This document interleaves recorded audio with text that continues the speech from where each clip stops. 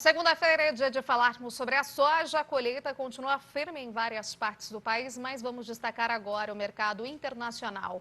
Claro que a notícia mais recente é coronavírus, depois a gente vai pontuar a fase 1 do acordo comercial China e Estados Unidos e há muitas questões envolvendo as exportações brasileiras de soja.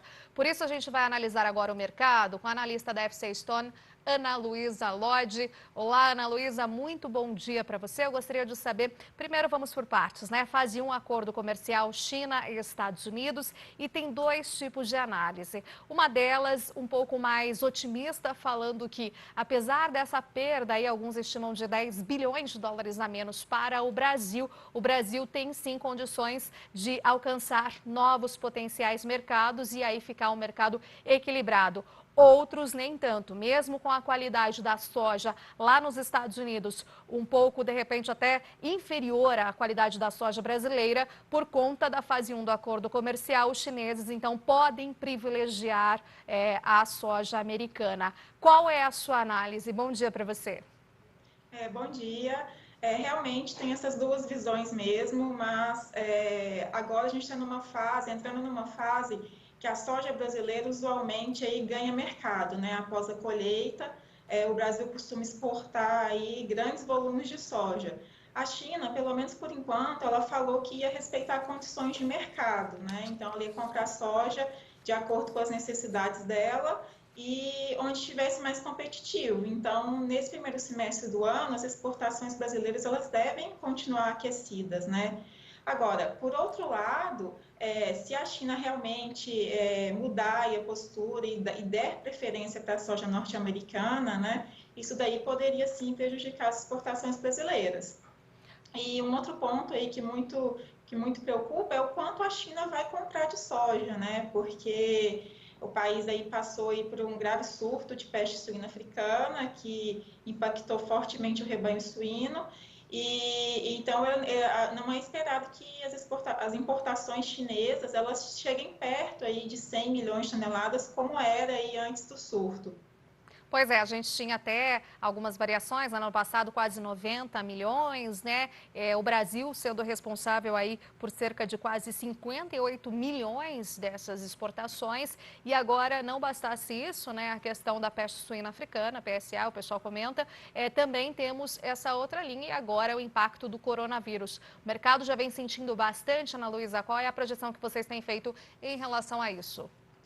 Em relação ao coronavírus, né, está pesando sobre o mercado em geral, né, não só sobre a soja, né, mercado financeiro em geral aí está muito preocupado de que a doença possa afetar o desempenho da economia chinesa, e isso daí poderia afetar o consumo, né, e consequentemente aí as compras de soja do país no momento que as compras já não estão tão fortes, ainda não estão recuperadas do surto de peste suína africana, mas a gente realmente precisa ver aí como é que vai ser o andamento desse surto, se ele vai se controlar aí nas próximas semanas, né? Como é que vai afetar o país, a China, a economia chinesa. Além disso, tem essa preocupação que reforçou a preocupação com como a China vai cumprir essa fase 1 do acordo, né? O acordo ele veio aí com metas bem agressivas por parte de aumento aí de compras por parte da China e já havia dúvidas de como a China poderia cumprir esse acordo, né, principalmente após autoridades do país falarem que vão seguir regras de mercado. E se realmente a economia chinesa tiver um desempenho econômico um pouco mais fraco, isso daí dificulta ainda mais esse acordo ser cumprido.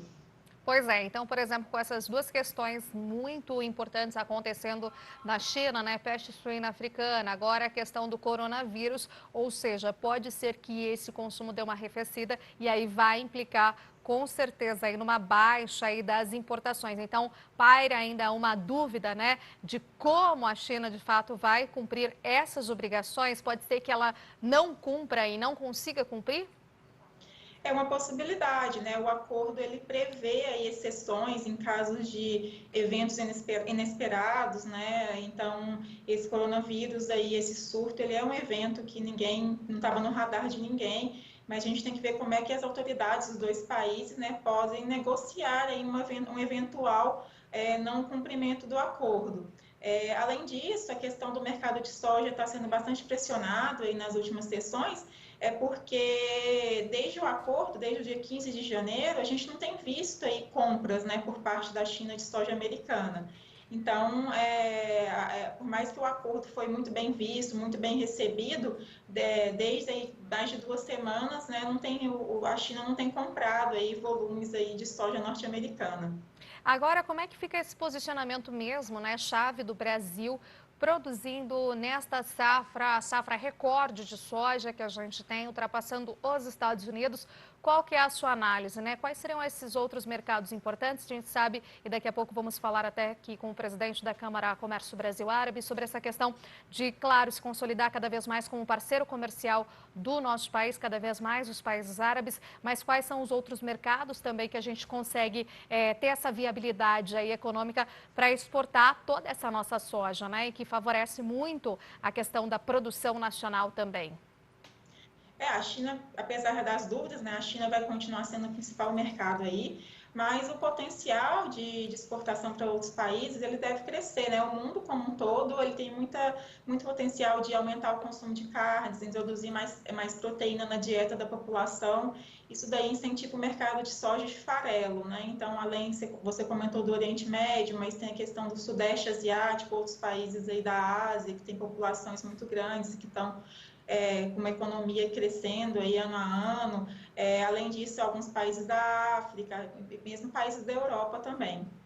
Pois é, a saída, né, dessas missões brasileiras presidenciais que vão, por exemplo, tivemos agora recentemente, né, a Índia, acaba com certeza esse aumento da população significativo, com aumento de renda também, então são dois incrementos importantes.